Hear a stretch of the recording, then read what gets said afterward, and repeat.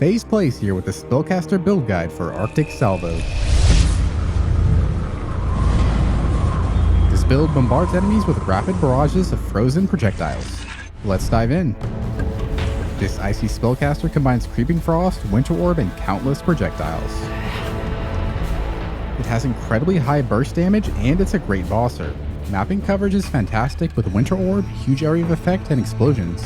Everything gets chilled and frozen for an extremely safe playstyle. Mystic Refractor is a great damage multiplier and means multiple projectile supports aren't needed. We easily cap critical strike chance with Overloaded Intensity and Nadir mode. This build has top-notch recovery with instant leech for both life and energy shield, with damage intake split between the two. Pact of Badat doubles Creeping Frost damage for 8 casts, but comes with a drawback, a 10-second random debuff. The socket pressure on this build is fairly high. During downtime, energy shield slowly drains from Righteous Fire of Arcane Devotion. Bossing is position dependent. Melee range is required to maximize damage unless you swap in Greater Volley. Overall, this build has tons of speed, damage, safety with chill and freeze, and it's a blast to play. There's an in-depth written build guide for Arctic Salvo in the description below. For mapping, it's a 2-button build, Creeping Frost and Winter Orb. Winter Orb lasts for around 10 seconds, so it should usually be refreshed every 7 or 8 seconds. The more cast speed you have, the faster it'll reach 11 stacks. In between refreshes, cast Creeping Frost every 1 or 2 seconds so that Overloaded Intensity stacks don't fall off. For bossing, always maintain Frostbite. Cast Creeping Frost in melee range with your cursor near the boss. If being in melee range isn't an option, consider gem swapping in Greater Volley. Occasionally, channel a few stacks of Winter Orb to maintain power charges. Frost Shield is optional. As a general rule, always channel 11 stacks of Winter Orb right before pressing Frost Shield.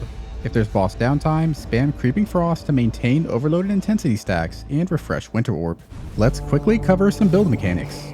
Creeping Frost launches projectiles at your cursor that explode when hitting the ground or colliding with an enemy. These explosions can shotgun. Having a source of Pierce always adds 1 extra hit on bosses. Early on, run Pierce support and then drop it after Mystic Refractor, as it disables the interaction. A distant mouse cursor increases area coverage, great for mapping, while a nearby cursor increases the number of shotguns, excellent for bossing.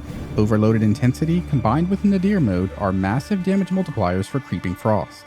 It essentially doubles the base crit chance and grants a massive amount of critical multiplier. The Overloaded Intensity buff lasts for 10 seconds and can be refreshed. The goal is to prevent the buff from falling off while mapping. After refreshing Winter Orb, Creeping Frost should be your go-to skill for the next 7 seconds or so. Drop Spell Echo once you run this combination, as it only grants 1 stack of intensity. It can sometimes be useful to pre-stack Overloaded Intensity for difficult encounters. Gluttony increments a counter on each cast of Creeping Frost. After reaching 10 stacks, we gain Disgorge. Disgorge causes Creeping Frost to fire projectiles in a circle and adds 7 or 8 extra projectiles. It's a huge damage gain for bossing and is also really nice for mapping with the 360 degrees of coverage. It also perfectly synergizes with Convergence. During downtime or before a difficult encounter, consider sitting on 9 Gluttony stacks to unload enormous burst damage. Winter Orb is a spell that lingers for up to 10 seconds and automatically bombards the nearby enemies. The more stacks of Winter Orb you have, the longer it lasts and the faster it fires. These projectiles can shotgun. It usually caps out at about 4 overlaps. Winter Orb's specialty is map clear. It's our delivery system for explosions, which shines with our large area of effect. Herald of Ice handles early and mid-game explosions, and in late game or its end takes over.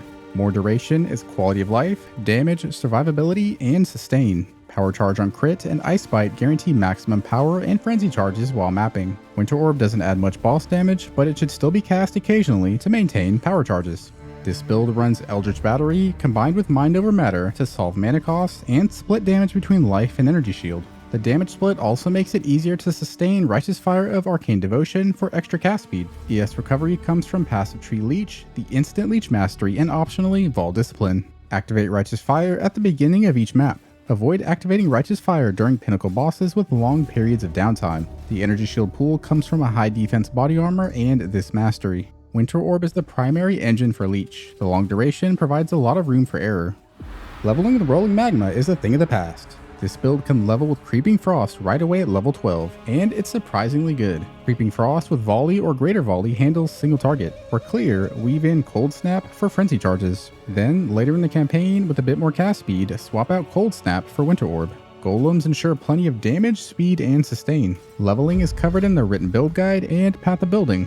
For the Ascendancy, we go Elementalist. First, Liege of the Primordial is a large power spike of damage, speed, area of effect, and sustain. Flame, lightning, and stone golems are no-brainers. For the last one, it's situational between ice, chaos, and safeguarding. Second, Mastermind of Discord is a solid single-target damage boost. Third, Heart of Destruction for large area of effect while mapping and even more damage for single target. Last, Shaper of Storms is another massive damage boost, applying a 50% shock to anything you touch. As for potential alternative Ascendancies, a similar setup could be played on Occultist or Inquisitor, Poison on Pathfinder or Assassin, or Chaos hit-based on Pathfinder. With deep pockets, Original Sin could also be very interesting. Here are a list of uniques to keep an eye out for. Mystic Refractor is our endgame wand. It's only worth using with 3 projectiles. There are 2 ultra late game options here. A Corrupted Wand with 1 or 2 of these implicits, or a Mystic Refractor that's been volatile vol-orbed to 4 additional projectiles. For each attempt, there's a roughly 1 in 15 chance to hit 4 projectiles. Nadir mode is a powerful jewel that drops in Heist. A well-rolled Rummy's Concoction can be a nice source of early block chance. The Red Nightmare can be placed at Templar along with fire resistance tattoos for roughly 20% attack block. A Cold Light of Meaning is a solid chunk of damage. It can be placed at either Witch or Templar. Dying Sun is incredibly strong and synergizes perfectly with the build. Orieth's End is a fantastic source of endgame mapping explosions. Rational Doctrine provides permanent consecrated ground and profane ground. Strength and intelligence must be balanced to get both. As an added benefit, golems very rarely die with lingering consecrated ground. This build contains leveling progression from level 1 to endgame, early game, mid game, and late game gear sets, and skill gems. Check out the in-depth written guide, which covers things like crafting, gearing, gem quality priorities, build tips, and so on. There's also a path to building link in the description below. Here are a few quick tips. To gauge Winter Orb stacks, pay attention to the size of the orb above your character. Trying to find it on the buff bar at the top is bait. In maps, cold exposure on gloves is always the first priority with Eldritch Currency. During boss downtime, continue casting Creeping Frost to maintain overloaded intensity stacks. If you need to deal damage from range, swapping in Greater Volley is a good option. Keep it in your inventory and swap out Gluttony for Greater Volley when needed. Dropping the Life Flask is a late game option. Here's what's needed for the swap. A Corrupted Blood Immunity Jewel, the Ralakesh Pantheon, and Rational Doctrine is also recommended.